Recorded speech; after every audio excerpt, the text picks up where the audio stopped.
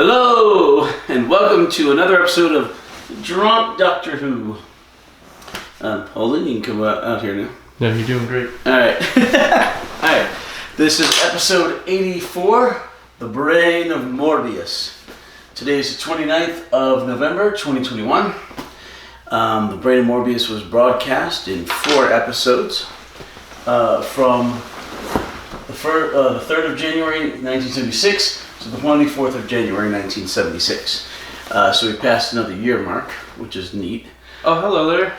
Yeah. And welcome. Thank you for joining us once again for this, the 84th episode of Drunk Doctor Who, wherein we discuss the 84th serial of Doctor Who. Thank you for joining us once again on this adventure in time and space where we travel back to 1975. January 3rd through January 24th. I just literally went through all that. Oh, 76. I thought it was 75. Are we a year off? No, hold on. Copyrighted in 75, broadcast in 76. I do believe, let me double check.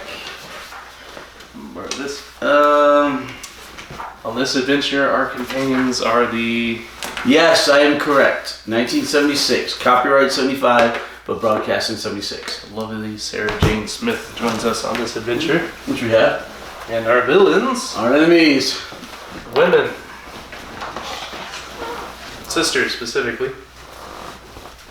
They start out as antagonists, but they eventually join the Doctor. They almost finish it. The Sisterhood of Kara. Karn? Alright, so this is the Brain of Morbius. Like we said, the 84 serial. We are continuing with the Hinchcliffe. That's the showrunner. The Hinchcliffe's homage to the old Hammer films. What did I say the last one was very much like?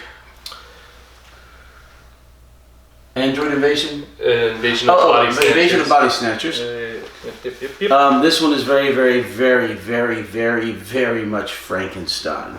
I mean, we're talking the mad scientist to creating life and inserting the brain to,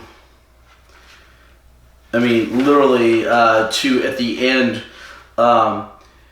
a whole bunch of people storming the castle with torches and killing Frankenstein's monster. Let's see. And then the one before Android Invasion, Pyramids of Mars.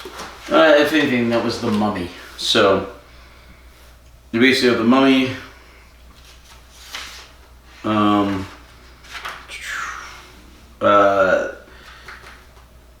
Invasion of the Body Snatchers and Frankenstein. And this continues for a little bit, at least. Anyway, so dark serial, really dark. We're talking death, poisoning, outright murder, all sorts of backstabbings and betrayals, and all sorts of good stuff to make a good drama. But still, children's show. Anyway,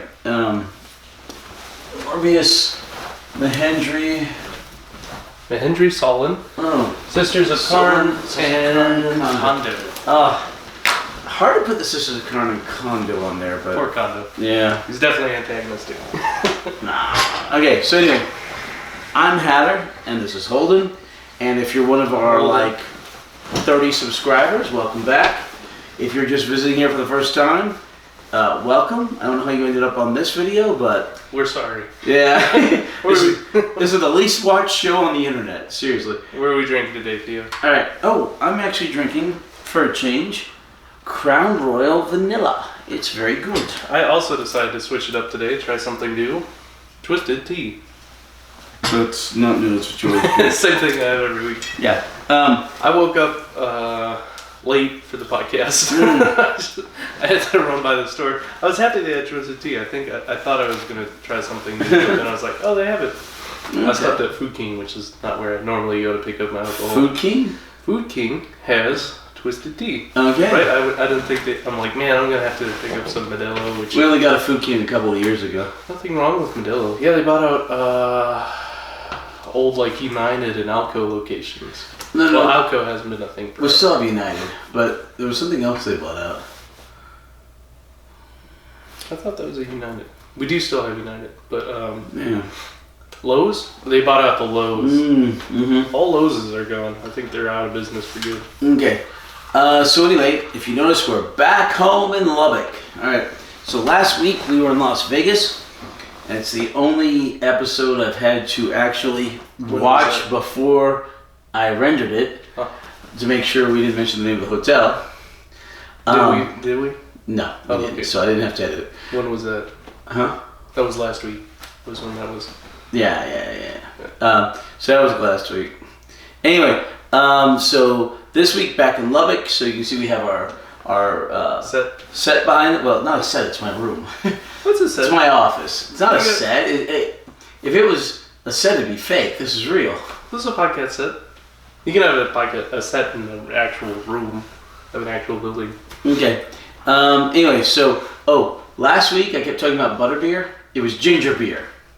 So he was right. I kept talking about butterbeer, and that's Harry Potter, but it was ginger beer from the podcast. I'm going to put that in notes, I think, as soon as I can. I have yet to watch that episode.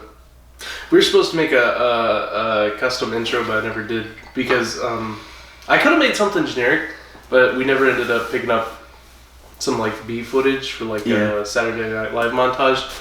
Ran into a lot of copyright issues or people not wanting us to film their places, so I held on to the video until Thursday, so A, I could watch it, but B, so I could try and get the intro in. Yeah. But finally, I just uploaded it with the regular intro. That's my bad. I missed your voicemail for the longest time. I got real caught up in the holidays.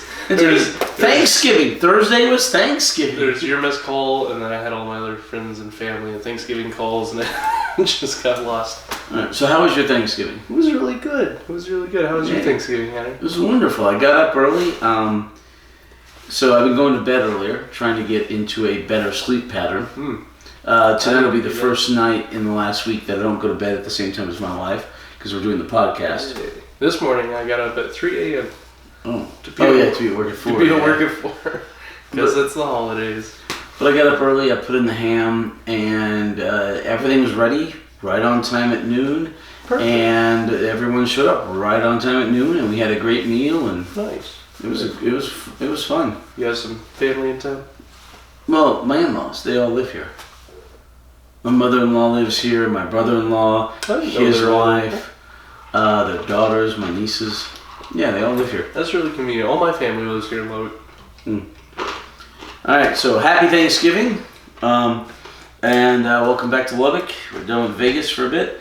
Anyway, so Brain of Morbius. Okay, a lot happens in this serial.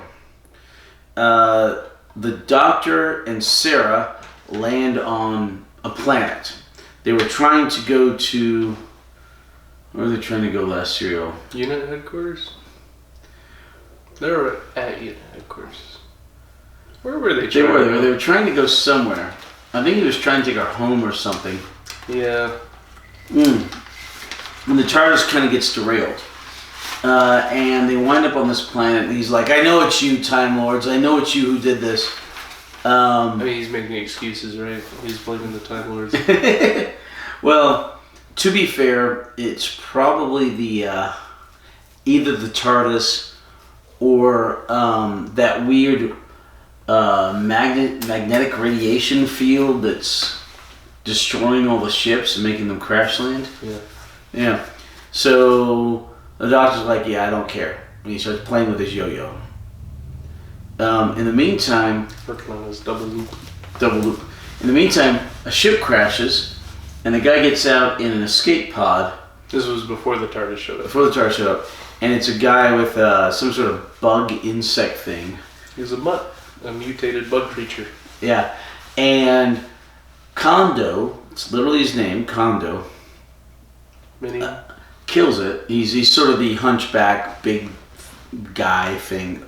He's half Igor, and then he's half the monster himself. Not quite. He's mostly Igor, but he's big. He's kind of the monster when he's dealing with Surgeon Smith and the pretty hair. That's not something Igor would do. Well, this reminded me a lot of Mice and Men. No. Well, it reminded me a lot of the guy who gained intelligence in the last serial of Pertwee, Yeah. who also found Sarah Jane very pretty. I like that guy. Shiny. He likes shiny things. Yeah, he liked shiny things. He ended up with this powerful crystal. Yeah, that made him more intelligent. Anyway, the spiders was... Right, condos, yes. What planet? Whip something. Spider something. Yeah. That's the name of that. But condo remind me of him and how Sarah Jane gets spared several times because she's pretty. She's a young, pretty lady. Not drop dead gorgeous, not super beautiful, but she's girl next door pretty, you know? And, this is much higher than our last day. it is. Or closer. Well, it's also... I could drop it down some. It's also higher. Well, I think we usually don't put the bottom things. Okay, Yeah. so anyway, if you saw last week's episode, you know my tripod broke. This is a new tripod that he purchased in transit, or to replace the one that either broke in transit or I broke in my drunken stupor. We don't know. Anyway. But yeah, we could drop this one down a notch. But anyway, so I like this. Hopefully you can see us. Levels. You just see us from way up there. But anyway, Hello. so but that reminded me a lot of that guy. Kondo did. How he likes Sarah Jane, and she actually survives because he doesn't want to kill her. Is that your elbow that's popping? Yeah, that was. Yeah. Click. That's what you just did. Ooh. Alright. I apologize for our audio listeners. Alright, so anyway, Sarah Jane spies a bunch of ships. Hold on. And 15. Yeah, like 15 ships. And she does that. The doctor finally gets interested, especially when she screams, because she finds a headless corpse. Because Kondo killed the bug mutt and took the head back to Solon. Solon? Solon. That's why he has such nice hair. He has good hair. But he's our main villain. Okay, he's the quintessential mad scientist. He's our Dr. Frankenstein. Mm-hmm. Stein. So Solon's like, no, this is a bug creature. I need a humanoid. Something about cardiovascular, warm-blooded. So it's our training. The Doctor and Sarah Jane show up at Solon's castle up on the hill. You know. Did you notice the rain? How it's just the water bucket with holes, and it's just raining in the one spot when they open the door, and it's dry. Yeah. But it's like, you know, castles don't have phones, asshole. You know.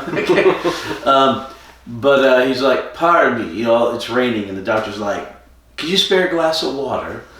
And Solon's like, a head. This is the head I need. And he invites the Doctor and Sarah Jane in. And the Doctor takes off his hat, and he's like, what a magnificent head.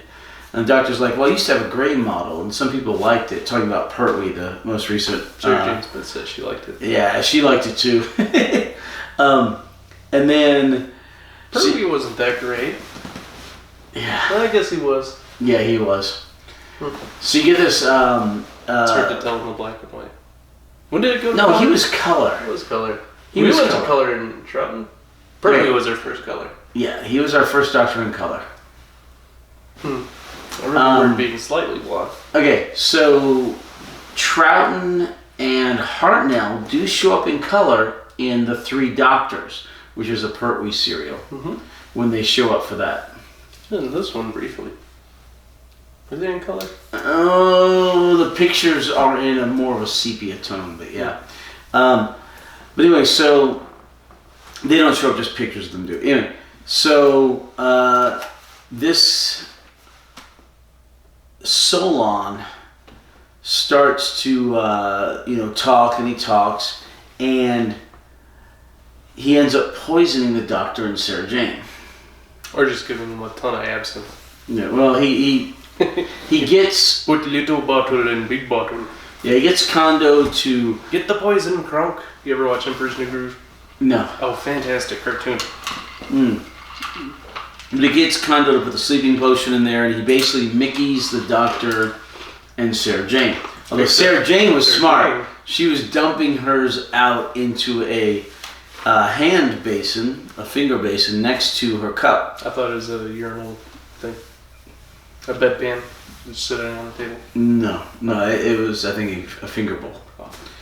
So she keeps dumping hers in there, and then the doctor... Where would you go to pick up a finger bowl nowadays? If I were to purchase a finger bowl, where would I go? An antique store.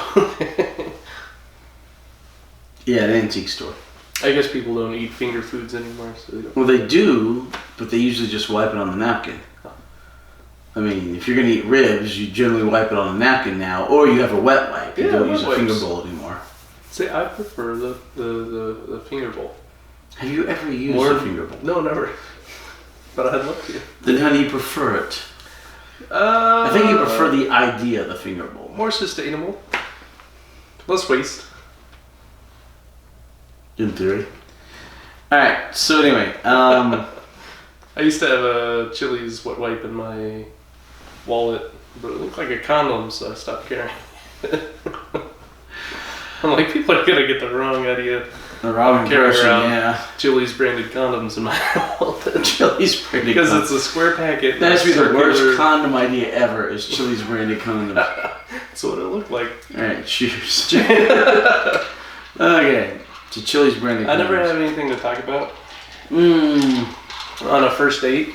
So eventually the date, the coffee dates always devolve into like me pulling things out of my wallet for some reason. You need, well, now you can talk about your Las Vegas adventures.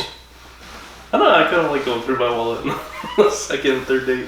Look, I got $12 and a Starbucks card. It's when you're discussing the next date, and I'm like, well, I have a gift card for Starbucks. You can get coffee, Chili's. I have a wet wipe.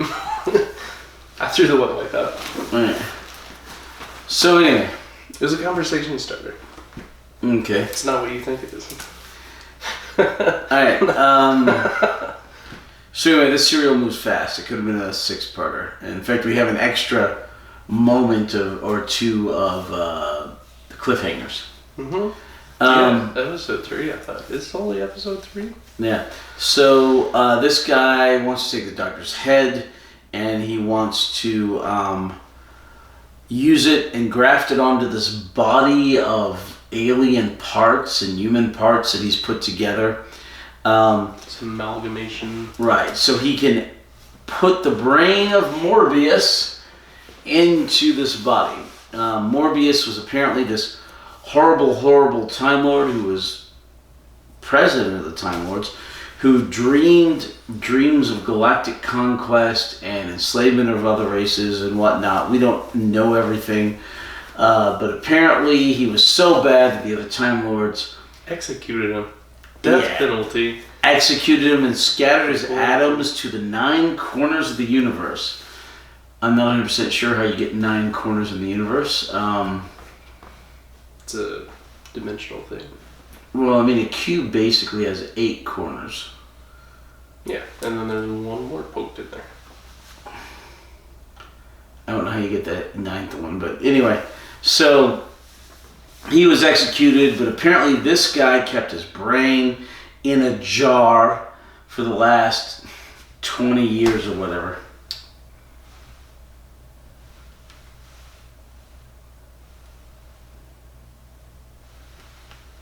Is it an 8-sided dice? An 8-sided die, yeah. 9 corners. If you took a cube, a 6-sided dice, and poked an extra...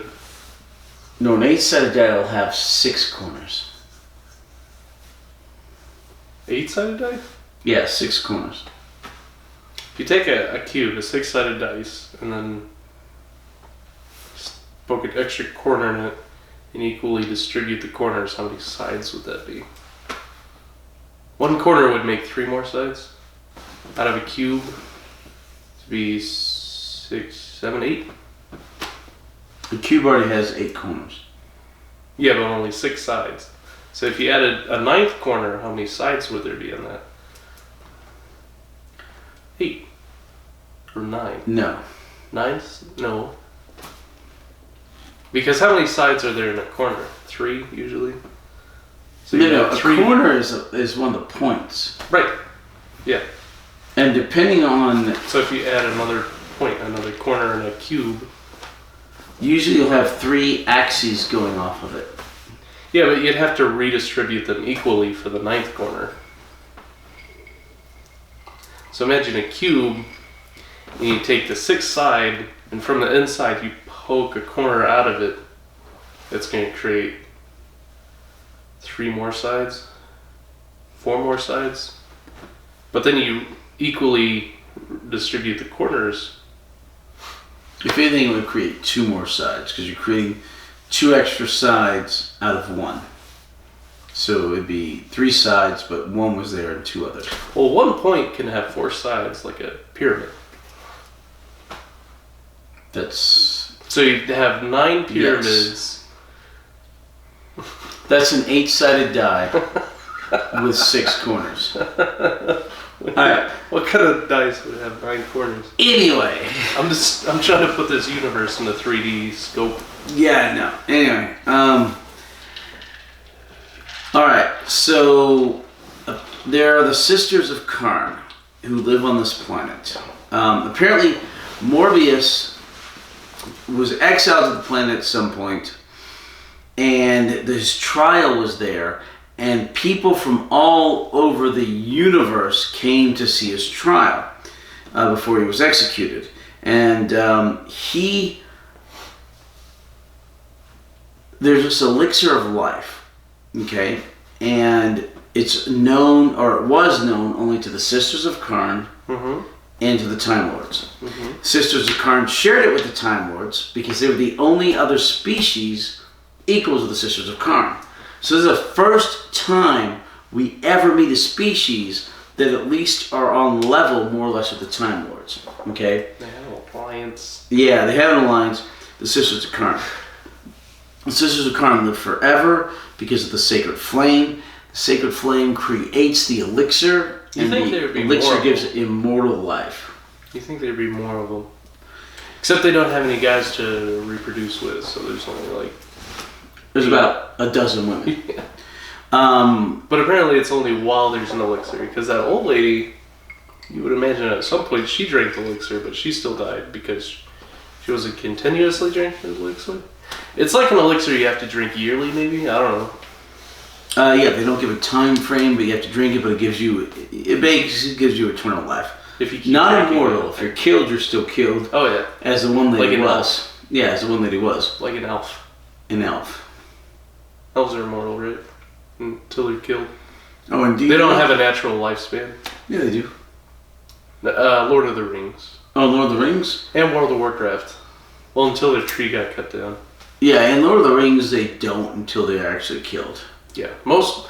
They have a super duper long life. Most fantasy worlds, elves are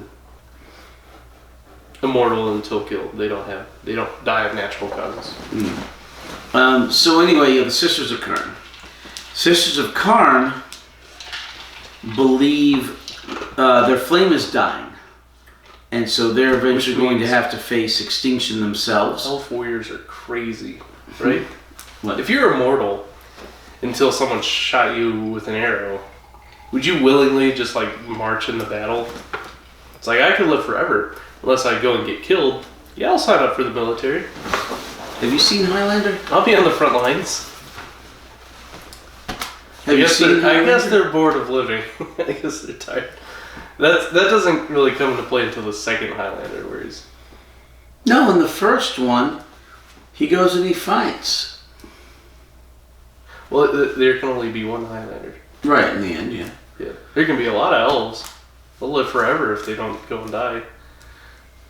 And then they join the military anyway, and they go fight on the front lines against orcs, and they're like, I'm gonna die forever, but if I didn't, I could live forever.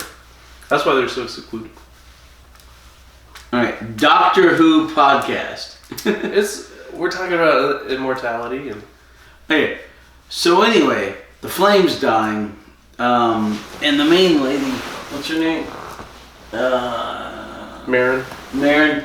She tells Ohika? Ocho. She tells Ocho. She tells Ohika, the flame's dying, Apparently there's a sacred flame behind a single lock, and she has this big-ass key for it. And so she shows her and the flames dying. And she says, wait a minute, the flame's always bigger. She says, right behind, before the ceremonies, I put... Rhino powder? No, mangoit weed or something. I thought it was a type of one. No, but she's put that in there and it makes the flame bigger. So anyway, they suspect the Doctor's there because they think the Time Lords want to steal the last of the eternal flames. Elixir. So the flame creates like a gas which evaporates onto the walls of this cave where the little hewn out piece of rock, and then it trickles down into a cup, and that's where they get the elixirs. Right. It sounds like it would taste horrible. I don't know. But it's if like you extend your life, you can do with a little bit of bad taste. Like liquid smoke or something? They're like drinking... Ooh, mescala. I don't know what that is. Is that liquid smoke? Alright. Tequila comes from this, and it's from cactuses, and it tastes like liquid campfire smoke. Oh. So literally what it tastes like you're drinking campfire smoke, and it's pretty disgusting, but some people like it. Well, they're drinking literal oil that's been ignited and then smoked and then re-evaporated into a... So anyway, maybe it tastes great. Who knows? Who knows? So this lady, Marin, she's like, okay, so they do this thing where they get the Doctor's TARDIS and they teleport it to them through the power, they've got some sort of magic mojo power, which in Doctor Who we usually see scientific explanations. There's no scientific explanation for this. However, the Doctor says there's scientific explanations for everything. And then not for the teleportation that they do from incanting. He scientifically explains the elixir. But not their ability from it. And they teleport the TARDIS to their shrine. Yeah, calls it a power of teleportation. Right. They do it by chanting. Yeah. So then the Doctor is tied up on this gurney. He's going to have his head taken off and attached to this creature so that they can put Morbius's brain in his body. And then the Sisterhood of Karn teleport him out of that into the shrine. Meanwhile, Sarah Jane Smith's sneaking around because she didn't actually pass out because she didn't drink the absinthe wine. Right. Oh, I got ice cream on my shirt. All right. Anyway, so she's looking around, and the Doctor wakes up, and they're like, "Oh, Doctor, you're here to steal the elixir. You should confess." He's like, "Confess to what? Stealing the elixir." He's like, "I don't want to steal the elixir. You give the elixir to us." And then Ohika,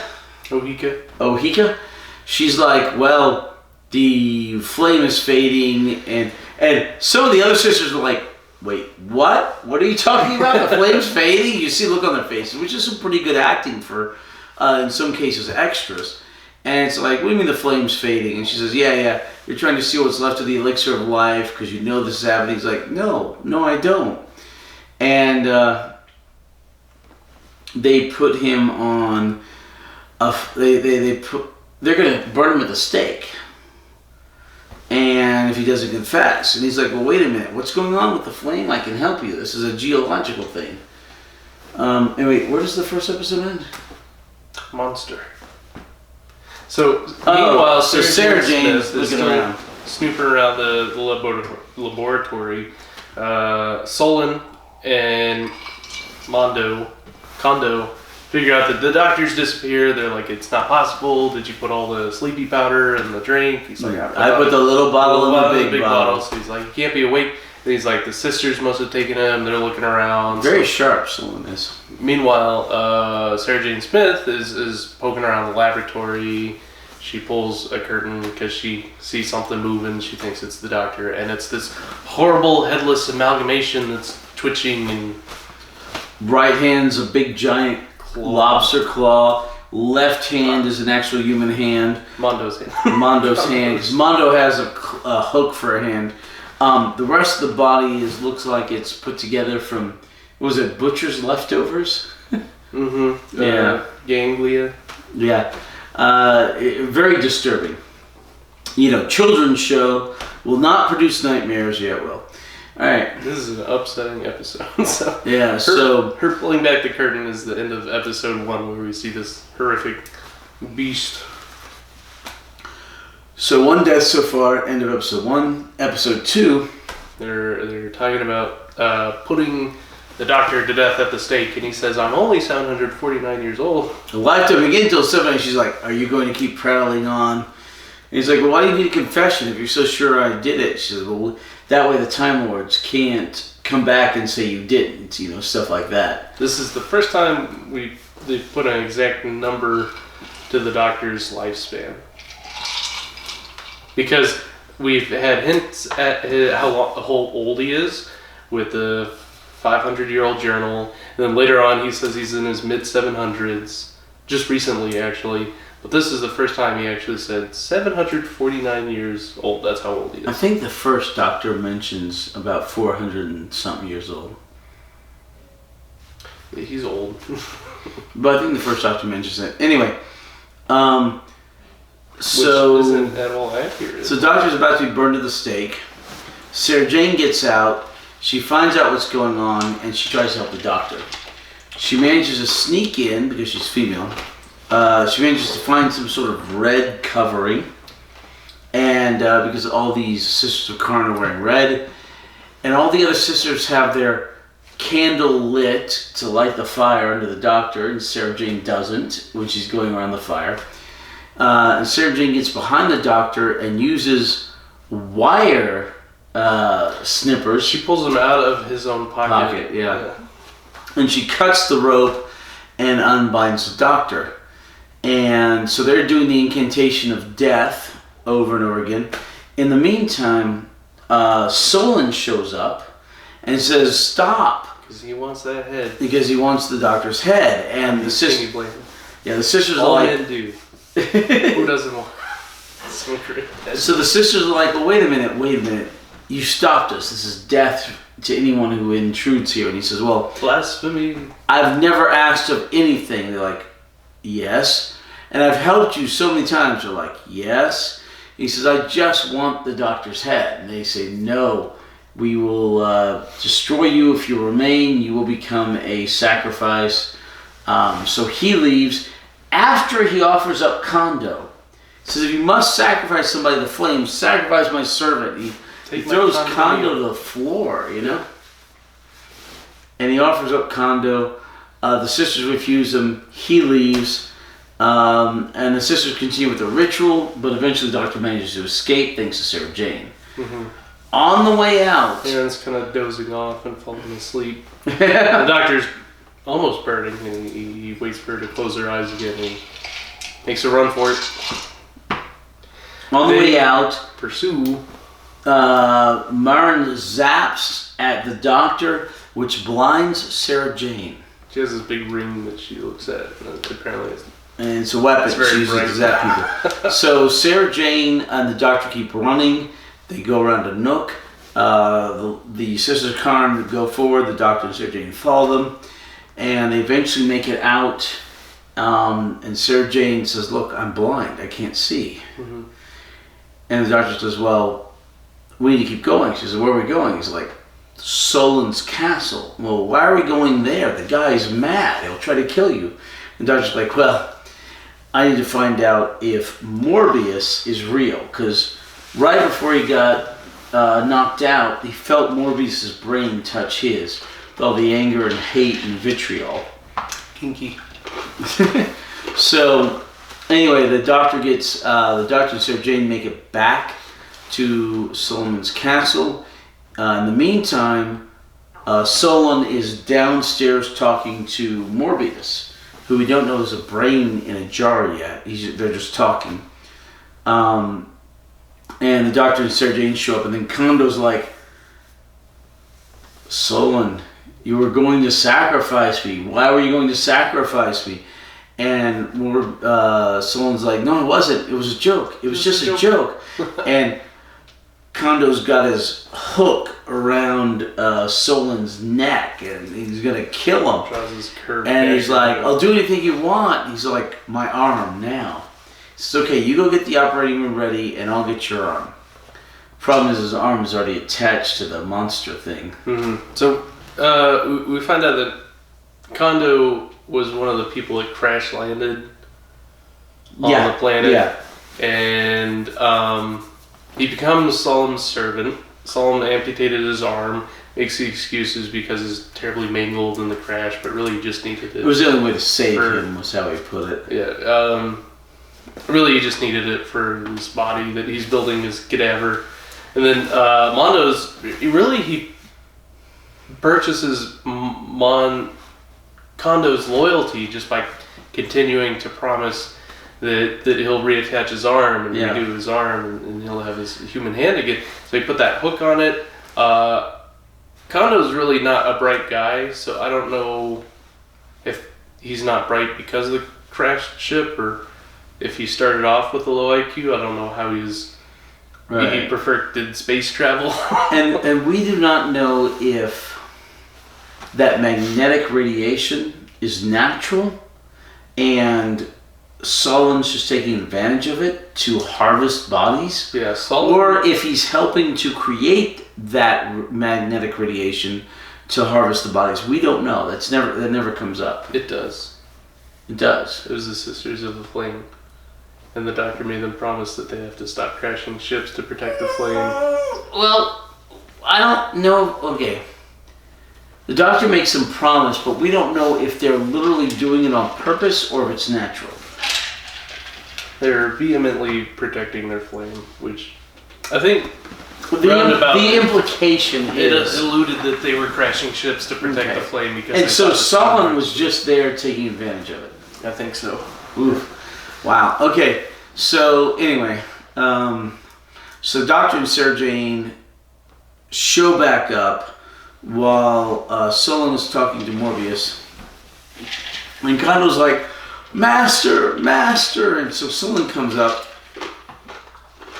sees the Doctor and Sarah Jane sitting at that same table where he Mickey'd them. Oh, hello, good. And he's like, "Hey, you want some wine?" They're like, "No, thanks. We've tried that. Didn't work for us." And the doctor's like, "Look, I just need your professional opinion. Sarah Jane was blinded. Will she recover her sight?" They go down to the laboratory. And Solon says, "No, she will not recover her sight. The only thing that can help her now is the elixir of life." Her retina's been nearly destroyed. The elixir regenerates tissues. Yep. So the doctor's like, "Okay." Which, how great would regenerating tissue paper be? Never again would you have to worry about the roll running out in the bathroom. That's horrible. All right. Anyways, the doctor says, "Well, if she needs that, I'll go get some." And Solon's like, "Okay." If I had the elixir of life, I'd use it on my toilet paper roll. Too much Taco Bell for me. That is a lifesaver, huh? Something like that. All right, I'm gonna go use the restroom and get some more ice for them to drink. Okay. Please forward the plot. So meanwhile, get us to episode 3 or 4. Be right back. Sarah Jane Smith is on this medical table. Solon just inspected her eyes. He said, yeah, of course I can help. But then, he pulls the doctor to the side and says, "No, it's no good. Her eyes are, the tissue's nearly destroyed. She'll probably never see again unless you get that elixir of life. That's really your only hope." So the doctor believes him for some reason. Of course, he's going to trust Solon hook, line, and sinker. Who knows why. So he goes, "Okay, yeah, I'll go talk to the sisterhood and get the flame of life, and then we'll repair Sarah Jane Smith's eyes." And then he heads out the door. He just leaves Sarah Jane Smith there, knowing that the Solomon drugged them to try to steal his head. So who knows why he just leaves Sarah Jane Smith there. Anyway, he's headed off to the sisters. Sarah Jane Smith's just kind of laying on the table.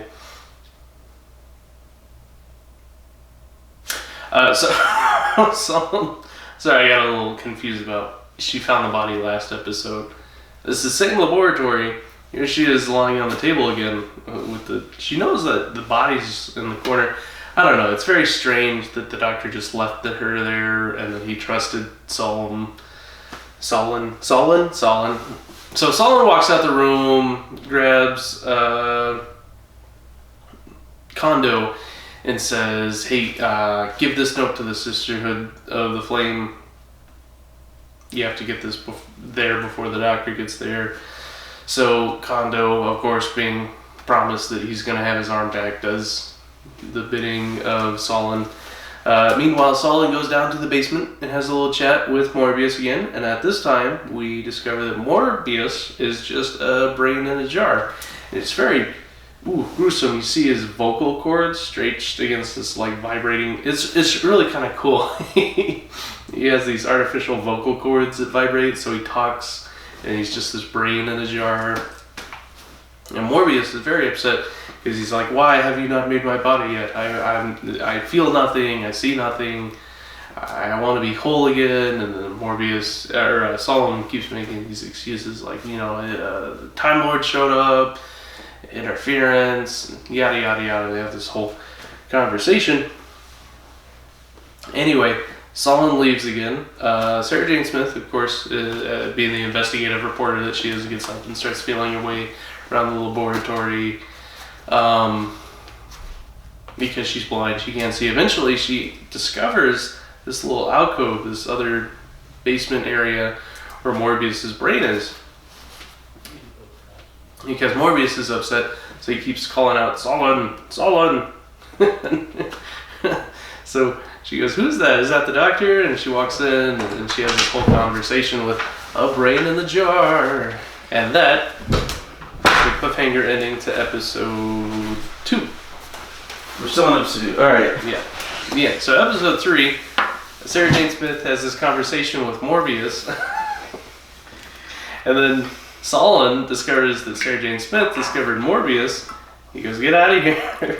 So she makes a run for it. She locks while Solon is being chewed out by Morbius. Sarah Jane Smith sneaks out and locks him. First she leaves and she's listening in. And she finds out that Solon has sent the doctor back to the Sisterhood of Karn to die so he can get his head.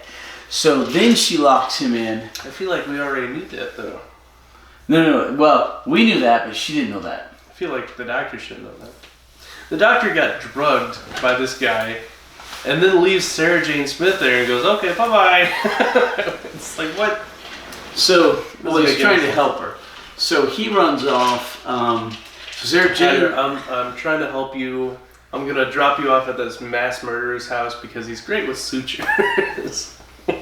I mean, sure, he kills people and makes furniture out of their skin, but, you have a bullet wound, so I'm going to get this guy to suture you up, and then I'm going to drop you out there. I'm going to leave. I'll come back. I hope nothing bad happens to you. This is what the doctor does to Sarah Jane Smith.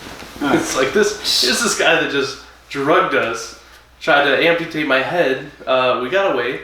Let's go back there. I'll leave you there. We'll hang out. Well, I think he mostly went in to try and encounter Morbius and stop the plot, Also, the doctor has no idea what's going on with Sarah Jane Smith's eyes, which you think he would, being a doctor. So he goes to Solon's medical expertise and asks what's wrong with her, and Solon lies to him. Right. Yeah. So he believes it. You think he would know? The doctor's very naive in this serial. In a couple of cases. So anyway, in episode 3, Sarah Jane locks Solon into his laboratory with Morbius, and because it's kind of a deadbolt, she runs off. She's blind, but she's trying to find the doctor. She's trying to make her way over there. She doesn't get very far. She almost falls off a couple of cliffs. Eventually, she bumps into Kondo. Well, first Solon calls for Kondo to let him out of the laboratory. She locked after him. he gets back, right? And then he delivered the message to the Sisterhood. So he lets him out, and then tells Kondo to go find a girl. Kondo finds Sarah Jane, and Kondo's pulling on her hair. A hard scene to watch. Yeah. And she's like, "You're hurting me," and he's like, Kondo. Kind of, like Mondo, or Mongo from... Mongo. Yeah, from Blazing Two. Saddles. Oh. Yeah.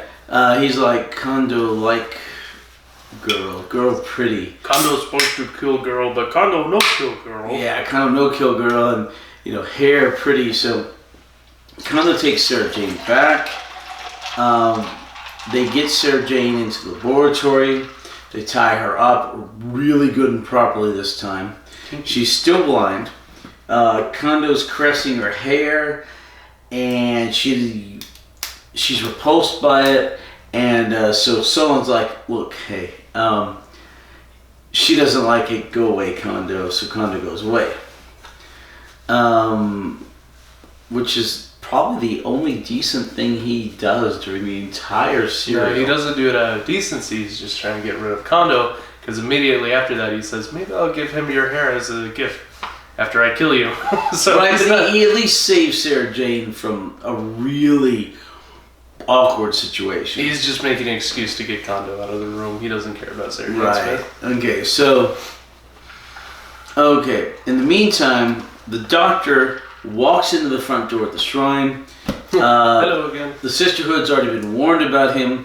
He walks in, he gets captured. He's like, look, what did I do? They're like, well, you came back here to steal this elixir. Came back to confess. But there's none left. And he's like, well, if I came here to steal it, why would I walk in the front door? What? He literally walks in the cave and goes, ding dong, and they capture him. So, Kind of like how I walk in. yeah. So, literally, he has a good point that why in the world did he come in the front door? Why in the world did he do what he did? And they actually start listening to him. Was it Marla? Ohika.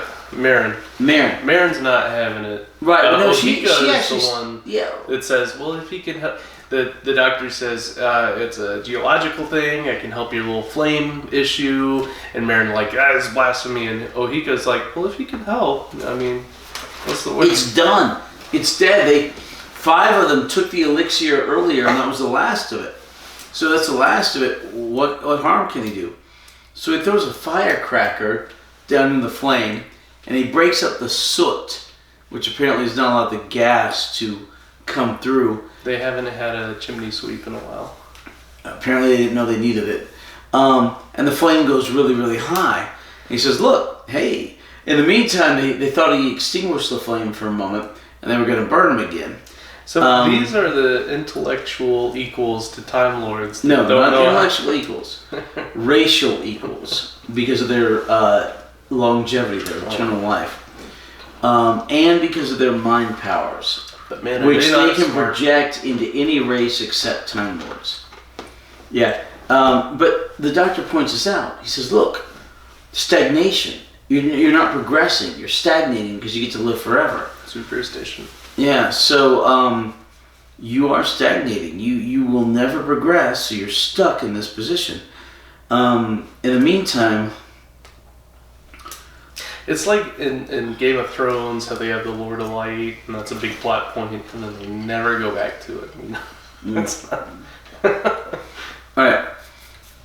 So, in the meantime, the doctor helps them. He gets a flame going. He convinces them he's a good guy. And Morbius, back at the ranch... Because they still knock him out, tie him up, and present his... No, they don't. He's faking it, and they're bringing him there as part of his ruse. Maybe. Okay. So, meanwhile, Morbius, in the jar, thinks that he's being beset upon by the Time Lords. He thinks they know where he is because Solon admits that the Doctor's a Time Lord. And so he's like, you fool, they're coming for us, they're coming for me. They're going to do me in. So he says, okay, we don't have a head, but you have this mobile jar that you fit on the body. And he says, well, no, but it's horribly unstable. He says, you have to try. I will not stand here and be taken over by Time Lords. Seizures, insanity are a list of the side effects by using this artificial head for his brain. Right, the static energy, the static electricity and stuff will damage the brain. So we're still in episode 3. So Solon says, okay, I'll do it. And then he gets Kondo to help him. He says, Kondo, bring the body. Kondo looks at the body. I don't know how he never looked at the body before. That's my hand. But it's his left arm. Kondo freaks out, says, you were never going to give me my arm back. He says, what are you talking about, trivialities? Kondo comes after Solon, and Solon shoots him with what looks like a flare gun. Big old barrel. Right. Several shots, center mass. Yeah. Kondo's a durable boy because big guy. He takes 3 shots at the torso. Before he finally retreats. Right, he crawls out of the room. The scuffle, he knocks over Morbius's brain. Before he retreats. Morbius's brain ends up on the floor. 3 or 4 gunshots. Sarah Jane is still tied down and still blind. We don't know how effective this gun is. Apparently it was fairly effective. So anyway, Sarah Jane is still tied down and still blind. And Solon cuts her loose and says, okay, you have to be my assistant. I have to have an assistant. Keep pushing this pump every 3 seconds. It looks like a second and a half, but for some reason she's doing it. She's doing it very quickly. Yeah, very quickly. Every second and a half. Oh, it's supposed to be 3 seconds. And she goes, no, I can't. Why? And he goes, you have to. If he dies, you die. So she's doing this under duress. And he completes the operation with one black man. Look at opponent's hand. Discard a card. Anyway, so he completes the operation. Non-creature. And then the doorbell rings. Ding dong. He tells her to go answer the door, not real, and then he's like, "Oh yeah, this isn't Kondo. She's blind." He goes to answer the door, and she's standing there. He completed attaching the brainstem. The operation, stop right. pumping. And he's like, he should get up in a few minutes. Anyway, Morbius gets up almost immediately, and is this hideous creature with this body of spare parts, this brain in a jar on the head with these 2 really freaky eye stalks. Yeah. And he starts attacking her, and that's where episode 3 ends. She's like, oh, I can see. And then he's about to, with his right hand, clip her head. Episode 4, she turns around, she screams. He's making a big old mess. He knocks over a torch into some fuel. He catches his claw on fire. Yeah, he knocks over several things, table flips. He's very angry. Right, and he's very much... It's like Frankenstein's monster, and he doesn't like the fire, so he... Right, the classic Frankenstein's monster, not the intelligent one from the book, but the classic movie one. So he flips everything over. She runs away. In the meantime, the Sisters of Karn have delivered the doctor's body. I think I prefer the cinematic Frankenstein's monster, where he starts off monstrous and then he gains his intelligence later on. Kind of like,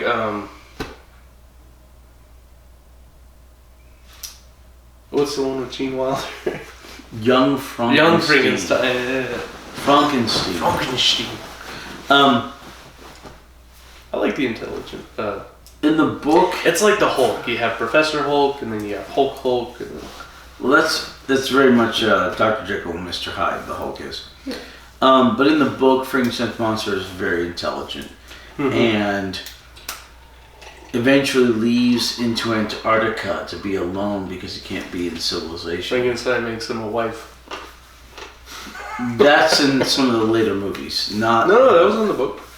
Was it? Yeah, he makes Frankenstein's bride in the. At least I do not remember that, but it's been 30 years since I read it. It was college. Oh my god, that was forever ago. Pretty sure the wife is in the book. Okay. Anyway, so I think that's how. Sarah Jane runs up the stairs. She looks at Solon and she's like, "Look, your monster's going crazy. You need to stop it." And Solon runs down to waking up too soon, mess with Morbius, and Sarah sees the doctor on the stretcher. She runs to him and she's like crying, but he's like, "Do you think I was dead?" And she's like, "Yes, I did." He's like, "Well, you make that mistake frequently." So she's like, "Yay, doctor's alive." she goes, "Oh, it's the doctor," and then the doctor says, "It's good to be seen by you again." Yeah, so it's good to be seen by you because he was informed. Her eyesight's back. Right, but he was informed by the Sisters of Karn that the effect was temporary. Because he's asking for the flame of life to regenerate her. Right, and this soul lied. And she said that the effect wears off in a few hours. So anyway, yeah, so Solon is down there. The doctor and Sarah Jane are upstairs, and they... Okay. So Kondo is still in the hallway. In the hallway with several gun wounds. He's kind of bleeding out. So the monster escapes and starts making his way towards the Sisters of Karn. Okay, Morbius. And so first, there's a scuffle where. So Solon. This moves very quickly. Solon confronts Morbius in the lab after he wakes up, and he goes, "You're suffering from brain damage. Your voice isn't working. I can help you." And Morbius's monster's not having anything, so he knocks him out. No, he grabs him and he knocks the breath out. He squeezes him until he's knocked out. Yeah. So he heads upstairs, runs into Sarah Jane Smith and the doctor. They have their kerfuffle because the doctor tries to go, "Hey, Morbius, it's me. You remember me?" And let's act civil. And he goes to shake his hand, and of course, Morbius knocks the doctor out. So he's going after Sarah Jane Smith. She falls on the stairs. He's choking her out. And that's when Kondo shows up to save the pretty Sarah Jane Smith because he likes her hair. So he's fighting, and of course he loses, and that's he kills Kondo. That's the end of Kondo. That's the third or fourth death. 1, 2. This is second death. Second death. Okay, episode 4, second death. Not too bad. So we thought Kondo died last episode. He dies this episode. So Morbius's monster runs off to the Sisters of the Flame. Right. His basic instinct is to hate the Sisters of Karn. He's going off to mess with them, and he finds one not too far from the castle, and he kills her with his big giant claw. He hugs her throat a little bit. Listen to that. He kills her. So meanwhile, Solon wakes up in the laboratory. And the doctor's together a sleeping dart concoction, puts it in the stun gun. The doctor wakes up. Dart, yep. So Solon and the doctor find each other, and the doctor's like, "You have to help me stop." Someone's like, "You have to help me stop Morbius." The doctor's like, "You have to." Well, okay, let's go. They come to this mutual.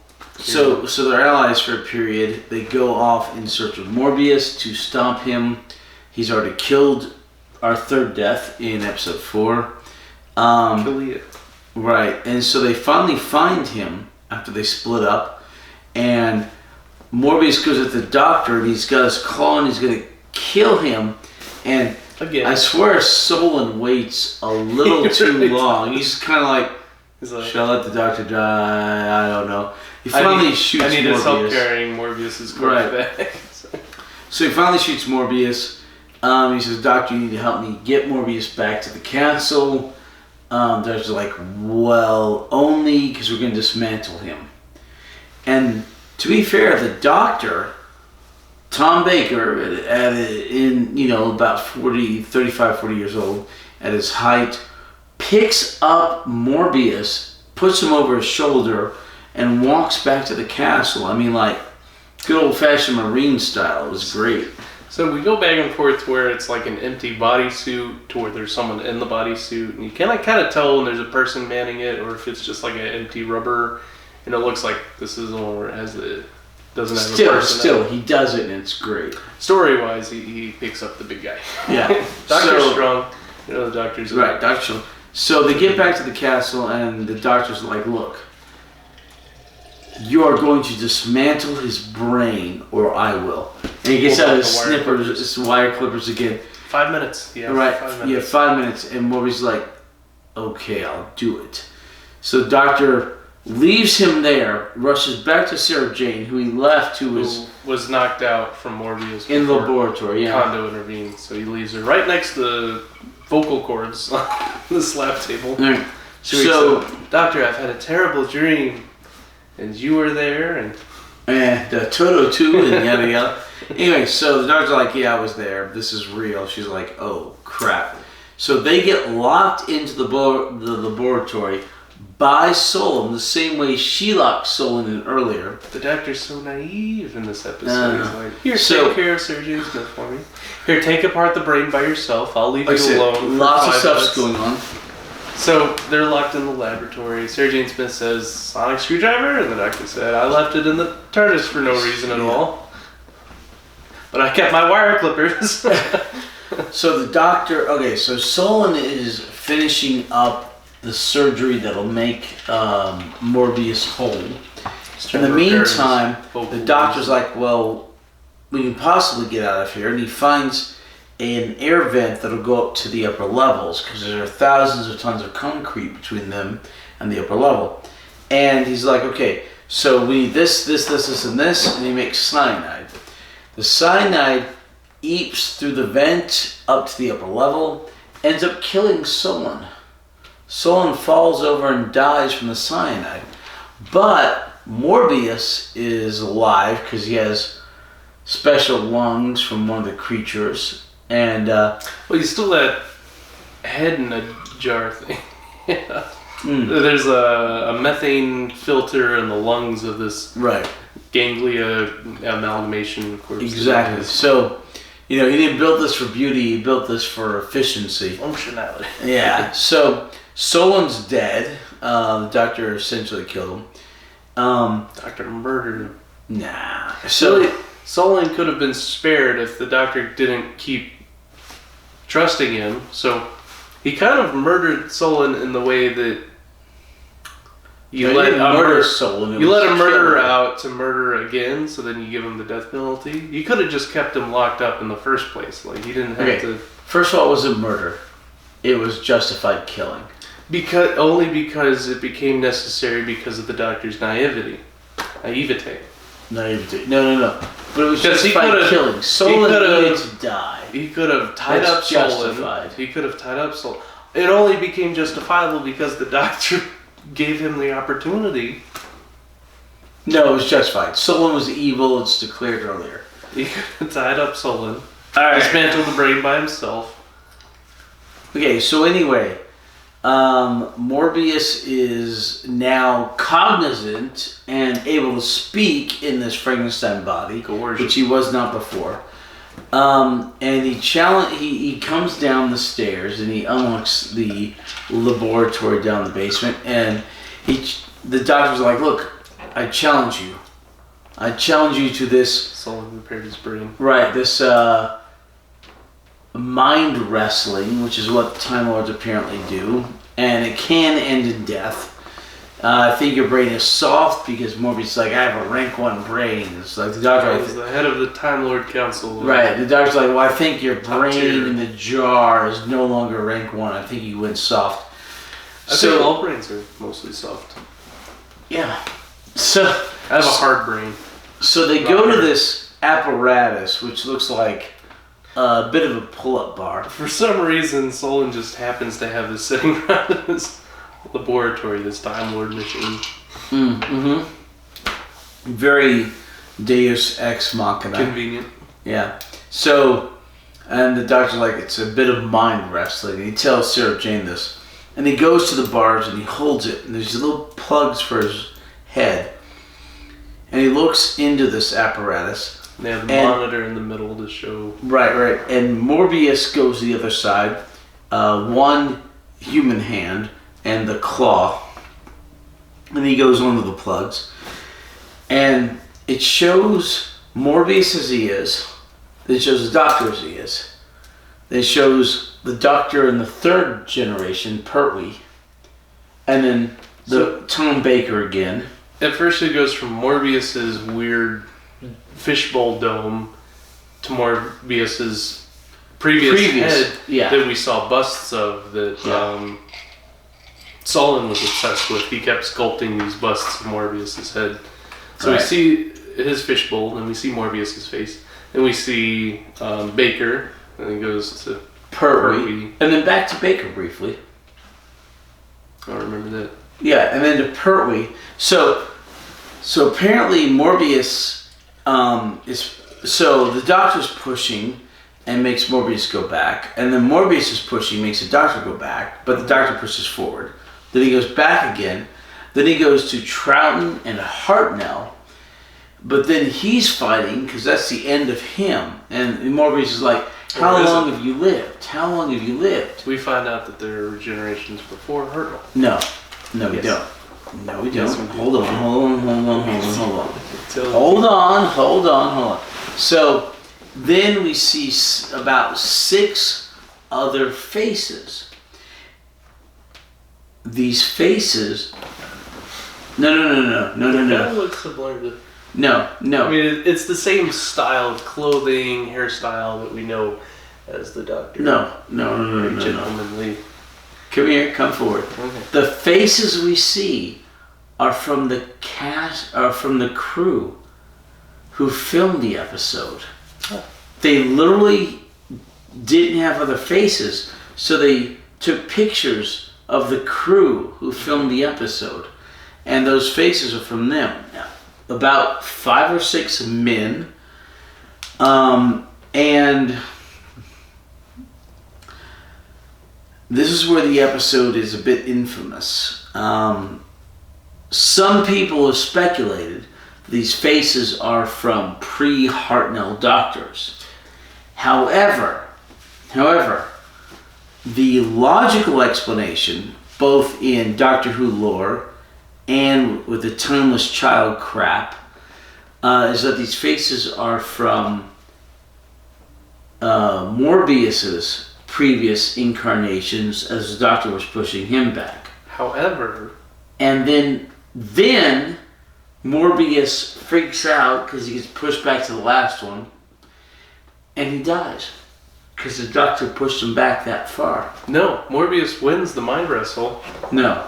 The Doctor passes out, and Morbius, there's like some smoke, but then he gets up and walks away from the machine. Morbius won the mind wrestle.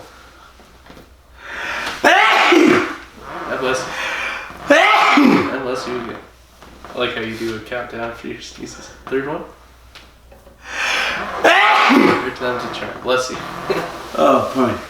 So Morbius wins the mind wrestle. No.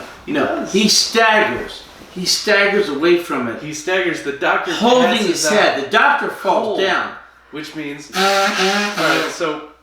We're in a cage match, MMA, right? We're punching each other. You stagger back. I pass out cold on the floor. Who won that match? Alright, hold on. You won that match because I'm unconscious. The Doctor lost. No. Have you not seen Rocky? The Doctor passes out cold. He lost the match. No. Morbius after he stumbers wins away. the match. No. So Morbius staggers back. He's reduced to Frankenstein's monster without the intelligence. Doctor falls over. Morbius wanders around, and then the Sisters of Karn show up. They basically use their torches. They push him off a cliff, and he dies. In the meantime, the Doctor had fallen over, and he was on the brink of death, and thanks to the match being excruciating on him, and because he lost. He needs the elixir of life, and there's just enough elixir to save him.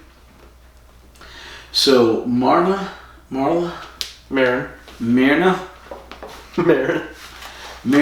she gives him what's left of the elixir that has filtered from when he reset the flame. He comes back, he stays alive. So she sacrifices herself to the flame because she thinks there does need to be an end to all things for everything to progress. Well, the Doctor states that after he reignites the flame that there won't be any more elixir for a while because it's burning too hot. So well, because it needs to reheat the stones. Mm-hmm. So Marin somehow sacrifices herself to the flame to create more elixir of life. No, she sacrificed herself afterwards. Yeah, I don't really get it. First, there's just enough elixir to save the Doctor. And so then, where did this elixir come from? Because they used the last of it on Ohika, and then there's no more. Then the doctor states there won't be more for a while because the flame's burning hot and it has to And then also we know that Marin sacrifices herself to save the doctor. So somewhere in that interaction, maybe she regurgitated her elixir of life. No. To a chalice. No. And that's the doctor said it would take a while for there to be elixir because the stones had the heat, but it created just enough elixir to save the doctor. And she decided that her time was done, that in order to progress, there needed to be an end. And so she sacrificed herself to the flames, which is almost never done. So, okay. The sisters never sacrificed their own to the flame. So, then the doctor is with Ohika, or whatever. And he's like, hey, great, love it. Thank you for your thanks. Sarah Jane and I have an engagement. They run the TARDIS. They leave. So we have the month that dies at the beginning. We have, we think Kondo's dead, but he's not. Then he dies. Kalia, the sister of the flame. We have Solon. We have Solon dies. Morbius. And then we have Marin. Yeah. So 6 deaths. 6 deaths. If you count mutant bug people. 6 deaths, 4 episode, 1.5 deaths per episode. Not a bad count for Doctor Who. Take place on the last episode. But yeah, 5 of them do take place in the last episode.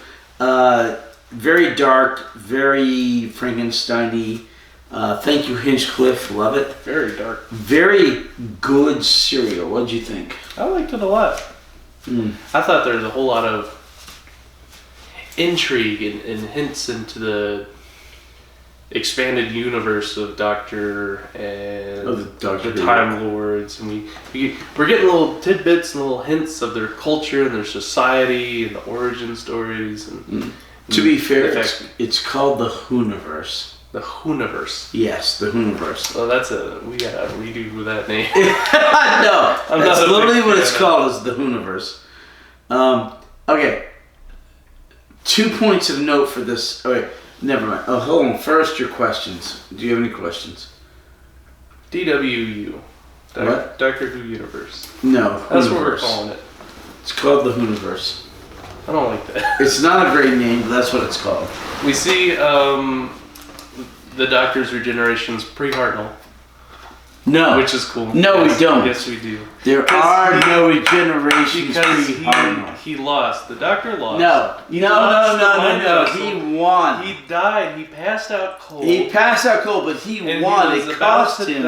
But he won. You don't win if you're dying. No. It cost him, but he won. You don't win. Have the other person get up, walk away from the match, and you be on your stagger away as a mindless monster. He won because the Doctor was on his deathbed. He passed out. He was done. What's the question? The Doctor lost. That's a question. It's not a question. It's a statement. It's a statement. No, the Doctor won. The Doctor lost that fight. No, the Doctor won. Okay. He lost. Won. All right. Any questions? The Doctor alludes to the Time Lords interfering with. The Doctor alludes to the Time Lords interfering with him traveling in the TARDIS, and that's why it ends up on Karn. And he says they're using him as a pawn because they're lily white hands. They don't want to get involved in things. So he ends up on Karn. He says the Doctor, the Time Lords teleported me here. No. May have. He does not know. For the entire serial, he does not know. He's convinced. He says... No, he does not know. He says, don't you think that I know the difference between an internal error and external influence? Right, but the external influence may be the magnetic radiation. It doesn't make any sense when you're traveling through No. Magnetic radiation. Seriously. What are the questions? We do know that the Time Lords do hijack his TARDIS to put him in places to... correct fixed points in time. They mostly do that later. Because they're lily white hands. Are there any questions? The sisters allude that the Time Lords are after their elixir of life, which in a way we can theorize that that's correct because the Time Lords probably know that the I think the Time Lords put him on Karn on purpose to fix the elixir of life and take care of Morbius. It's not a question. It's a Are there theory. any questions? It's a theory, though. Okay, so you disagree with my theory? Yes. Well, That's the wait. question. Wait.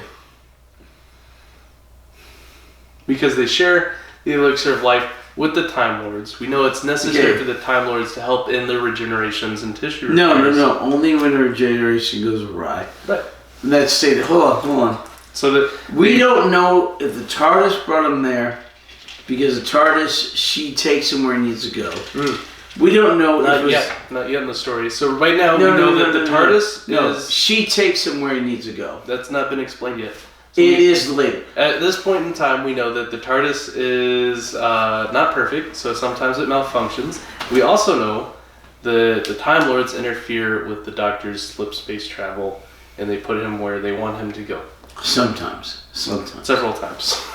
But sometimes. So I think that the Time Lords intentionally put him on Karn because A, they think that Morbius is coming back, and B, they want the elixir of life to keep flowing. But we do not know if it's the TARDIS taking him there because she thinks he needs to be there, if it is the magnetic radiation that brought him there, or it's the Time Lords that brought him there. We do not know, and we will never know. I think it's the Time Lords because of their lily white hands. They want to get involved. All right, questions. The Doctor's lived for 749 years. Yes. That's a lot of years. Yes. Hartnell refers to being around 400 years old at some point. 450, yeah, something like that. Which goes to imply that there are generations before Hartnell, which is where we get that 749-year figure from. If Hartnell was No. Hartnell, and that, his body ran out. He was wearing thin, so he regenerates. we don't know that that's not the first generation of the Doctor. Yes, he is. We also know that Time Lords act in self-interest, As most people. as most people. So what's the Which is question? why I have the yet Time to hear a question. Which is why the Time Lords put him on Karn on purpose. I have yet to hear a question. I'm putting forward theories that you can agree or disagree with. Would be the Any questions. questions? If the Time Lords have access to the elixir of life, why do they need to regenerate? If they can live immortally. It's explained in the serial. They regenerate and they occasionally need the elixir of life to help with the problematic regeneration. To avoid problematic regenerations, they could just use the elixir of life and not need to regenerate. And have eternal No, life it as helps one. with the regeneration. Okay. They wouldn't need to regenerate because they have the elixir of life. No, they do regenerate. Any They more don't need questions? to. Any more questions? Why do they regenerate if they have immortal regeneration? An immortal generation. With the elixir of life, they wouldn't need to regenerate in the first place. No. Any more questions? Because I'll explain this in a second. Why does immortality cause stagnation? That doesn't make sense to me. Why would your science stagnate if you're immortal? Okay, if you're stuck in a rote, in a ritualistic method of living, and you're going to live forever, you will eventually do the same things over and over again. You will never progress. You will stagnate. You will be in the same thing forever. Not necessarily, or you could be like Ohika and say, why not? Why don't we see this out? Okay. Why don't we The let the Sisters Doctor of help? Karn apparently were. They're very ritualistic, but say, for example, the Time Lords are very scientific. They were granted immortal life. They would not We're stagnate. talking about the Sisters of Karn. No, he's talking about life in general. Immortality Correct, causes correct. stagnation, which is why the Yes. Time Lords don't use the elixir of life to Right, have which is why they eventually immortal die. generations, and they regenerate instead, which doesn't make any sense. Immortality does not cause stagnation. Yes, it does. I disagree. Well, let me know when you're immortal. We can debate it. Okay, at any rate, you could just stop taking the elixir if you get bored of life, but that wouldn't cease progression of technologies. If anything, it would help the progression of technology because you'd have longer lifespans, which would have a more rounded. That assumes that you wish to pursue those things above and beyond your rotish, ritualistic nature. Well, then again, you're just talking about this Sisterhood of the Flame. Which is what we're talking about. Time Lords are not ritualistic, though. They're scientific. Correct. Which means if they lived beyond their lifespan, mostly correct. They would probably continue to be scientific. But he's talking about the Sisterhood of the Current. No, he says all immortality causes stagnation. And that's why Time Lords are not immortal. Yeah, 12 generations, you're done. Alright. Okay. Any other questions? The Doctor lost the Time Lord wrestle, sisters, change of heart. No, I think that's it. Okay. Alright. So, what's next time? Hold on. 2 things to talk about the serial. 2 specific things. One is the mind wrestling between Morbius and the Doctor. Yes. Some people have alluded to this, especially with the timeless child crap, that these are earlier generations of the Doctor, but they're not. I'm not gonna tell you who you remind me of. They're not. They are crap. No. Earlier generations of Morbius. I disagree. Morbius wasn't pushed back as far as the Doctor because he won. He lost. Alright. Won. No. If these were earlier generations of the Doctor, a la timeless child crap, A, they wouldn't all be white men. Okay? Yeah. B, they would have been infinitely longer because the Doctor, supposedly according to the timeless child crap, has infinite regenerations. No. These were Morbius's past regenerations back to when he lost this. 749 years worth of regeneration. Yeah, no. Anyway. Hartnell's regeneration was only around 400 years or so. No. Which means no. We have 300 some odd years to catch up with. No. And of course, no. We've been with Troughton, Pertwee, and Baker on their journey. So we know that's not heavily making up already. The 300 years. You would. Which means where does that time go? No. Obviously, he is old. His regeneration is old. Alright. That's the only thing that makes sense on the timeline. No. On the timeline, that's the only thing that fills in the 749 years. Is pre-Hartnell regenerations. No. Because we've been... Okay, so in our adventures with Troughton, Pertwee, and Baker, that's not 300 years, right? You couldn't possibly... Come up with a figure of 300 years. Hartnell lives that he's 400 some odd years old, which means we have about 300 years. These guys don't make up these. They're probably not 100 years each, which means that time must be pre-Hartnell. No. Gallifreyan years are different from Earth years. First of all, second of all, no. There's stuff off scene that doesn't happen on scene. All right. So stop that crap. Legion Regeneration's not having 100 years of adventures in between companions. They do sometimes. Maybe. That happens a lot in the modern era. Alright. Maybe. No. Alright.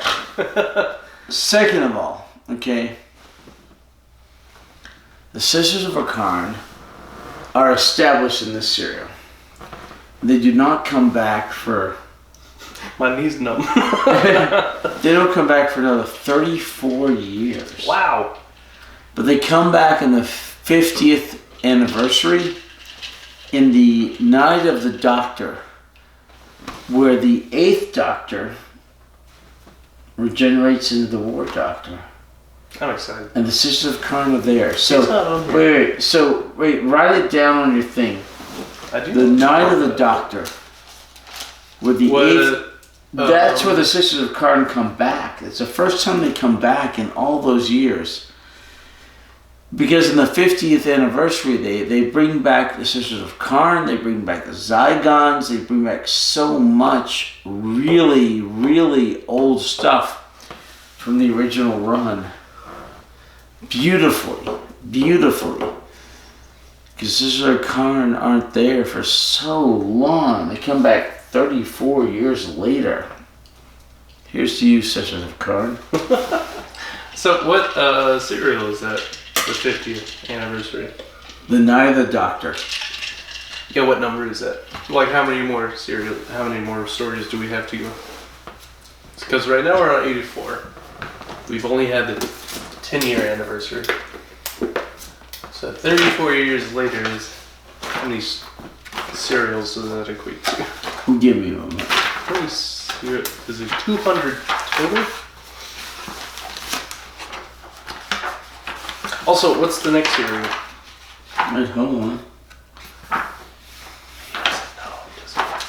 You don't have it memorized, have you? No, I don't have everything memorized.